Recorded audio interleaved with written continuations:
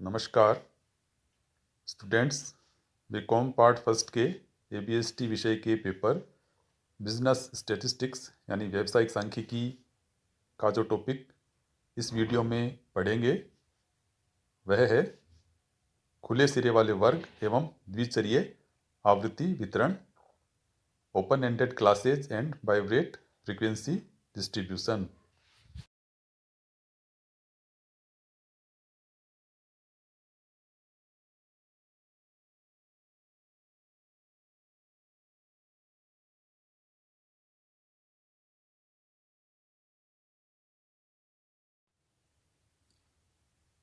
खुले सिरे वाले वर्ग ओपन एंडेड क्लासेज।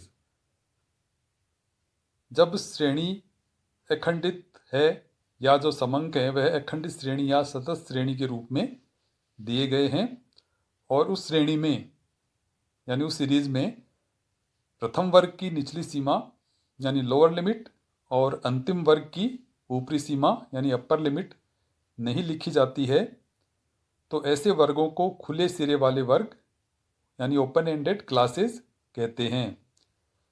इन वर्गों को भी जब सांख्यिकी विश्लेषण किया जाता है यानी किसी सांख्यिकी माप की गणना की जाती है तो उन्हें भी पूर्ण बनाना पड़ता है, यानी जो खुले सिरे वाले वर्ग हैं उन्हें पूर्ण वर्ग के रूप में बनाना पड़ता है।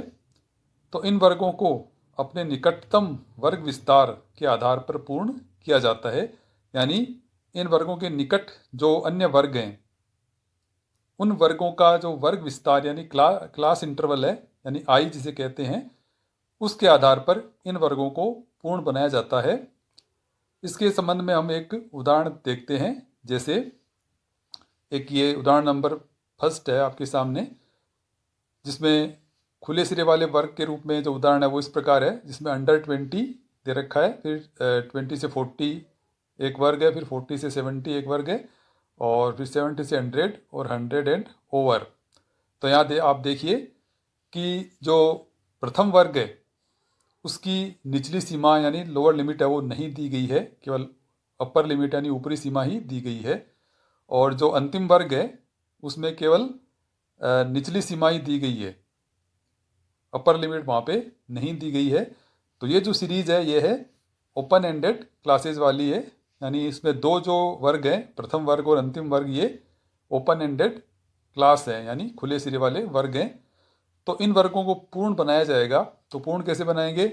इनके निकटतम जो वर्ग हैं उन वर्गों के वर्ग विस्तार यानी क्लास इंटरवल के आधार पर हम इन्हें पूर्ण बनाएंगे। तो जो प्रथम वर्ग है उसके नज़दीक जो दूसरा वर्ग है उसका वर्ग विस्तार है 20 यानी 20 से 40 का वर्ग है, तो वर्ग की दोनों सीमाओं का जो अंतर होता है वह वर्ग विस्तार कहलाता है, क्लास इंटरवल कहलाता है। तो इसका जो क्लास इंटरवल है वो है 20। तो प्रथम वर्ग का क्लास इंटरवल भी हम 20 ही रखेंगे। तो जो इसकी निचली सीमा निर्धारित करेंगे वो कितनी होगी? वो 0 होगी, यानी 0 से 20 है वह पहला वर्ग होगा। तो यहाँ पर भी क्लास इंटरवल है वो 20 हो जाएगा। जो अंतिम वर्ग है वह है 100 एंड ओवर यानी 100 और उससे ऊपर।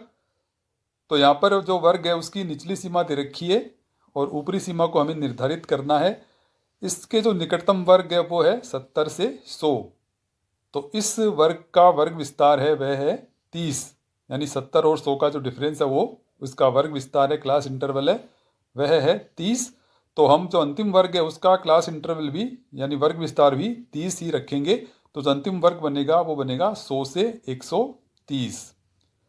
इसी प्रकार जो दूसरा उदाहरण इसके संबंध में है वह है, इसमें जो लेस देन 15 है, फिर 15 से 25, फिर 40 से 70, 70 से 100 और मोर देन 100। तो इसी प्रकार से जो प्रथम वर्ग है और अंतिम वर्ग है उसमें देखिए एक ही सीमा दे रखी है, प्रथम वर्ग की ऊपरी सीमा दे रखी है और अंतिम वर्ग है उसकी निचली सीमा दे रखी है, यानी प्रथम वर्ग की जो निचली सीमा वो ज्ञात करनी है और अंतिम वर्ग है उसकी ऊपरी सीमा ज्ञात करनी है।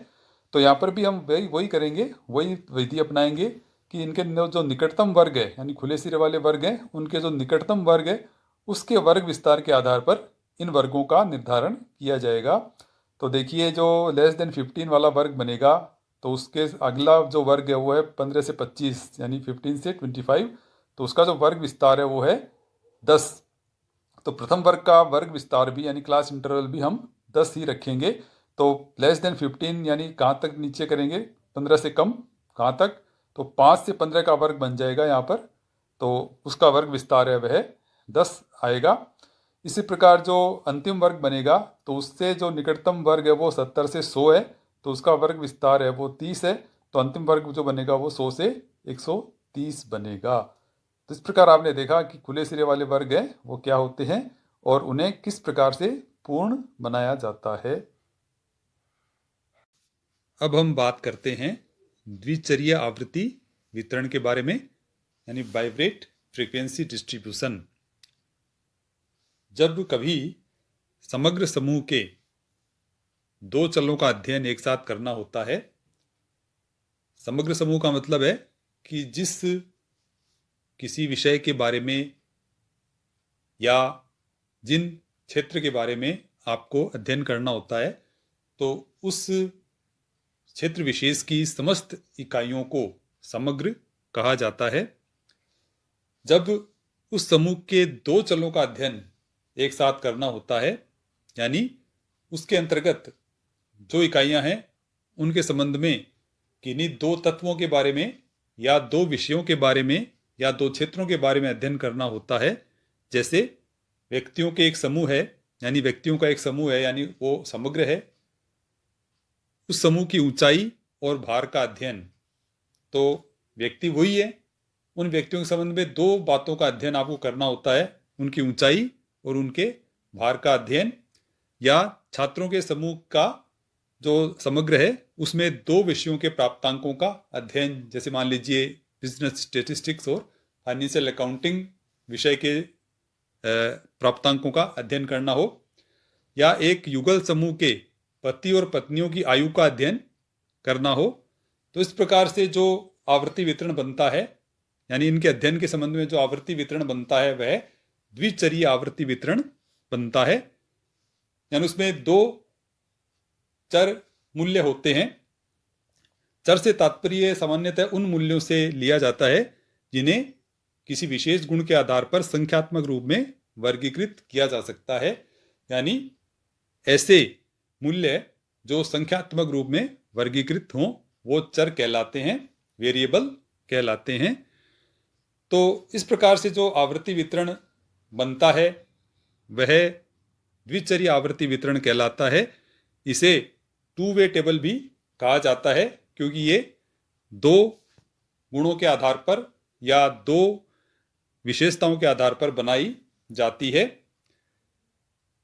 ये किस प्रकार से बनती है इसको समझने के लिए हम निम्न उदाहरण द्वारा इसे समझते हैं। जो प्रथम उदाहरण है उसमें एक कक्षा में 20 विद्यार्थियों के प्राप्तांक 50 में से इस प्रकार दिए हैं कि प्रत्येक समूह में 10-10 के वर्गांतर को लेकर एक द्विचर सारणी बनाइए। द्विचरीय आवृत्ति वितरण या टू वे टेबल बनाने के लिए सबसे पहले हम अखंड श्रेणी का निर्धारण करेंगे, यानी कंटिन्यूस सीरीज जब उसका निर्धारण किया जाएगा। जैसा कि प्रश्न में बताया गया है कि प्रत्येक समूह में 10-10 के वर्गांतर लेकर एक द्विचर सारणी बनाइए। तो यहाँ पर जो वर्ग बनेंगे वो 10-10 के वर्गांतर से बनेंगे, यानी जो क्लास इंटरवल होगा वो 10 का होगा। तो यहाँ पर कितने वर्ग बनेंगे, कैसे बनेंगे, तो इसके लिए हम देखते हैं कि जो इकोनॉमिक्स और स्टैटिस्टिक्स विषय हैं उनके जो प्राप्तांक हैं उनमें सबसे अधिकतम प्राप्तांक कितना और न्यूनतम कितना है। इकोनॉमिक्स में सबसे जो कम प्राप्तांक है वो 2 है और सबसे अधिक प्राप्तांक है वो है 36। और स्टैटिस्टिक्स में जो न्यूनतम प्राप्तांक है वो 0 है और सबसे अधिक प्राप्तांक है वो 38 है। तो यहाँ हम 0 से ही दोनों ही विषयों के वर्गांतर है वो बनाने शुरू करेंगे। तो 0 से 10, 10 से 20, 20 से 30, 30 से 40 और 40 से 50 तक के भी हम वर्गांतर ले सकते हैं। वैसे हम 30 से 40 तक भी वर्गांतर रखें तो भी यह उपयोगी होगा। 40 से 50 तक इस प्रस्तुत उदाहरण में वर्गांतर लिए गए हैं। तो यहाँ पर जो स्टैटिस्टिक्स के मार्क्स हैं उन्हें वर्टिकल रूप में यानी लंबवत रूप में बताया गया है और जो इकोनॉमिक्स के मार्क्स हैं उन्हें हॉरिजेंटल यानी क्षैतिज रूप में बताया गया है। इकोनॉमिक्स के जो मार्क्स हैं उन्हें एक्स नाम दिया गया है और जो स्टैटिस्टिक्स के मार्क्स हैं उन्हें वाई श्रेणी का नाम दिया गया है। द्विचरीय आवर्ती वितरण में फ्रीक्वेंसी निश्चित करने के लिए हम प्रत्येक रोल नंबर वाइज इनको श्रेणी के हिसाब से इनके टेलीबार्स है वो निश्चित करेंगे और फिर उन टेलीबार्स का योग करके प्रत्येक श्रेणी में प्रत्येक वर्ग की आवृत्तियां निश्चित करेंगे। सबसे पहले हम लेते हैं रोल नंबर 1। रोल नंबर 1 के इकोनॉमिक्स में मार्क्स है 18 और स्टैटिस्टिक्स में मार्क्स है 10। तो जो 18 है वो इकोनॉमिक्स वाली श्रेणी है, एक्स श्रेणी जिसे माना है अपन ने, वो 10 से 20 वाले वर्ग में शामिल होंगे। और इसी प्रकार जो स्टैटिस्टिक्स की श्रेणी है वो वाई श्रेणी है और उसमें भी ये 10 है, उसके स्टैटिस्टिक्स में मार्क्स 10 है, वो आएंगे 10 से 20 वाले वर्ग में। यहाँ पर देखिए ये जो अखंडित श्रेणी है या जो कंटिन्यूस सीरीज है इसका प्रकार है वो अपवर्जी है यानी एक्सक्लूसिव है। तो जो अपवर्जी श्रेणी होती है अखंडित श्रेणी, उसमें प्रत्येक वर्ग की ऊपरी सीमा और उसके आगे वाले वर्ग की निचली सीमा दोनों समान होती हैं, लेकिन जो ऊपरी सीमा होती है वो उस वर्ग में शामिल नहीं होती। जैसे 0 से 10 है तो यहाँ पे 10 है वो 0 से 10 वाले वर्ग में शामिल नहीं होगा बल्कि वो 10 से 20 वाले वर्ग में शामिल होगा। तो अपवर्जी श्रेणी में प्रत्येक वर्ग की ऊपरी सीमा है वो उसी वर्ग में शामिल नहीं होती बल्कि उसके अगले वर्ग में वो शामिल होती है। तो यहाँ पर जो 10 है वो 10 से 20 वाले वर्ग में आएगा। तो जो इकोनॉमिक्स के मार्क्स है वो भी 18 हैं, 10 से 20 वाले वर्ग में आएंगे और जो स्टेटिस्टिक्स के मार्क्स हैं 10 वो भी 10 से 20 वाले वर्ग में ही शामिल होंगे। तो यहाँ पर 10 से 20 इकोनॉमिक्स के ग्रुप को लेंगे और इधर भी स्टेटिस्टिक्स में भी 10 से 20 वाला ग्रुप लेंगे और फिर उन दोनों के सामने हम एक टेलीबार रख देंगे। जैसे इस तरह से मैं आपको बताता हूँ।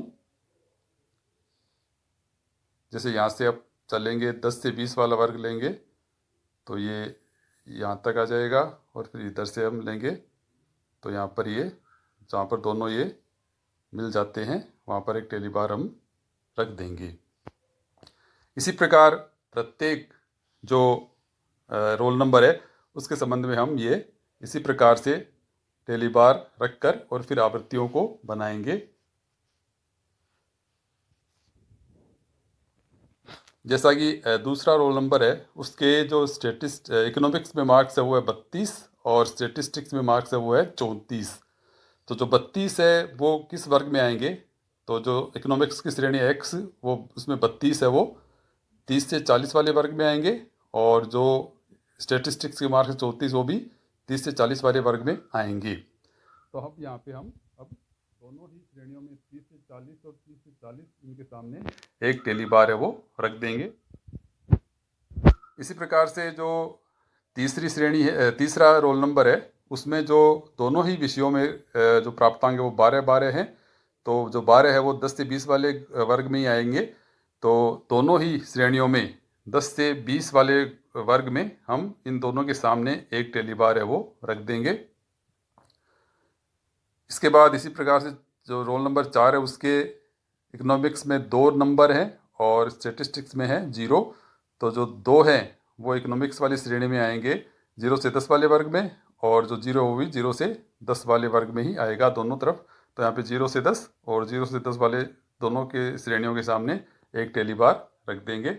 जैसे एक बार फिर मैं आपको बताना चाहूँगा इसमें कि किस प्रकार से हम यहाँ पे रखेंगे। तो यहाँ पे जैसे ये 0 से 10 ये यहाँ तक आ जाएगा और फिर ये 0 से 10 ये यहाँ तक, इसके सामने हम एक टेलीबार यहाँ पे रख देंगे। इस प्रकार से हम प्रत्येक रोल नंबर के वाइज इसको टेलीबार के द्वारा दोनों श्रेणियों में हम आवृत्तियाँ निश्चित करते चले जाएंगे।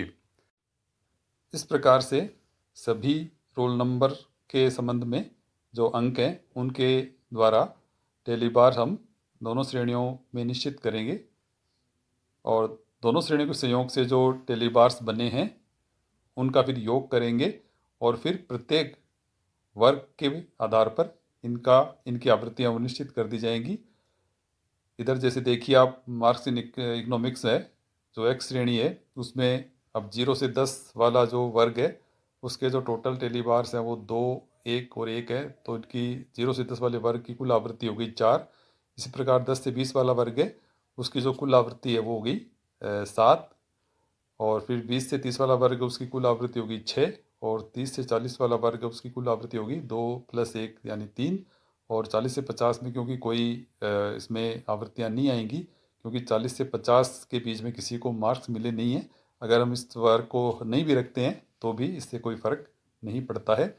इसी प्रकार जो स्टैटिस्टिक्स के मार्क्स है, जो वाई श्रेणी है, उसमें भी हम जैसे देखते हैं 0 से 10 वाला जो वर्ग है उसकी जो आवृत्तियाँ वो होंगी 2, अपन इसको अब हॉरिजेंटल वाइज यानी क्षैतिज रूप में इसको योग कर लेंगे, तो आड़े रूप में चलेंगे तो 2, 1, 1 और 1 यानी 5 इनकी आवृत्तियाँ होती हैं। इसी प्रकार जो स्टैटिस्टिक्स का ग्रुप है 10 से 20 वाला वर्ग है, उसमें जो आवृत्तियाँ होंगी इसकी, तो उसमें 1 और 3 यानी 4 होंगी। तो इस प्रकार से सब आवृत्तियों को हम जोड़ते चले जाएंगे। तो इधर देखिए आप, दोनों तरफ से ये हॉरिजेंटली और वर्टिकली दोनों तरफ से आवृत्तियों का योग है वो 20 होता है। यहाँ टोटल आवृत्तियाँ वो 20 यानी रोल नंबर 20 ही हैं।